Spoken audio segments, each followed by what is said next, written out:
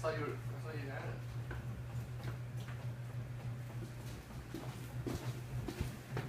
it. Hello. Today I'm going to talk to you about teen pregnancies and the problems that come with teen pregnancy, and how easier access to contraceptives can prevent it from happening. The purpose of this speech is to inform you about how we can help our youth. I plan to show you why knowing this is a problem and what we can do to help prevent it is so important. It seems that girls are getting pregnant younger and younger. So how can we as a society keep this from happening? It's our job to inform and protect our girls from the possibility of becoming yet another statistic. And we can do this by providing them with knowledgeable information of the consequences, and if we just talk and be a part of their lives. In 1995, President Bill Clinton stated that teen pregnancy was our most serious social problem, and I'm here to show you how we can prevent this from continuing. First, let's talk about the age of consent laws in history and at present. This is important information because it shows you just how young someone could and can start having sex according to law. In England in 1275, the age of sexual consent was set at about 10 years old. Back then, this was also the appropriate age that girls could get married. 10 years old. Wow. Can you imagine that? Take a second to think about how you acted when you were 10 years old. Now, take a second to think about what it would be like to get married at 10. Pretty scary, right? Around this time, some states in Italy and Germany decided that the age of consent needed to be at least the age of 12. Up until the 18th century, most places, other than the one stated earlier, did not have consent laws. However, as we near the end of the 18th century, many European countries decided that it was time to have an age of consent law and the laws that went along with it. The reason that it was finally viewed as a serious problem was because of the Enlightenment. It was brought about in the Enlightenment because it was shown that kids were different from adults, and that kids going through puberty could have serious issues mentally and physically. In 1791, the age of consent in France was 11, which applied to both girls and boys. In 1837, Great Britain raised the age of consent to the age of 13. In America at this time, each state was allowed to decide their own age of consent, which ranged from 10 to 12. In 1863, the age of consent in France was raised to 13. The current age of consent in America is set anywhere between 14 and 18 years of age. Teen pregnancy was a really big issue in America in the 1950s and early 1960s. The teenage girls would try to get pregnant in hopes that their male counterparts would marry them. This became known as a shotgun wedding. About half of the teens that got married in the 1950s and 1960s were pregnant. In the 1960s, the post-war baby boom also started, which meant most young women were having premarital sex, which in turn caused the need for public assistance and service to increase for single mothers.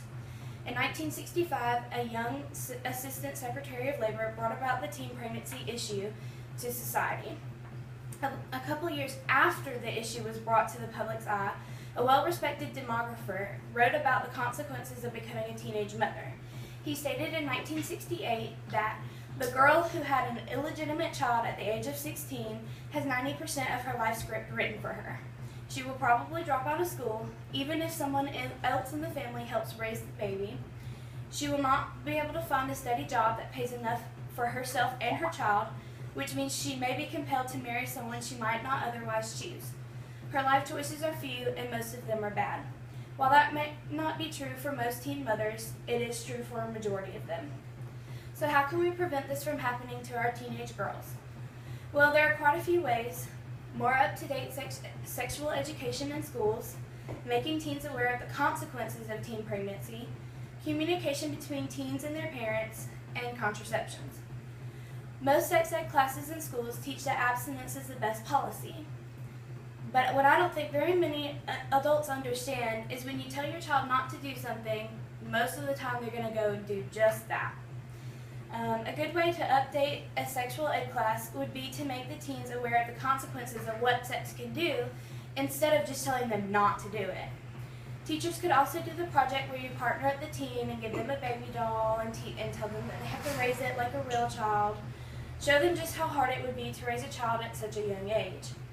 Communication between parents and their children is also a good way to prevent teen pregnancies. I myself have a very good relationship with my mother and feel that it is safe to talk to her about things of this nature.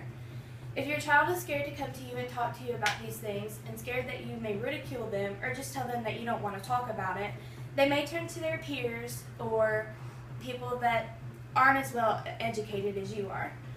Last but not least, contraceptives. These include condoms and birth controls. Do you know the average cost of a box of condoms? It's $12. It's $11 for a box of 12 condoms.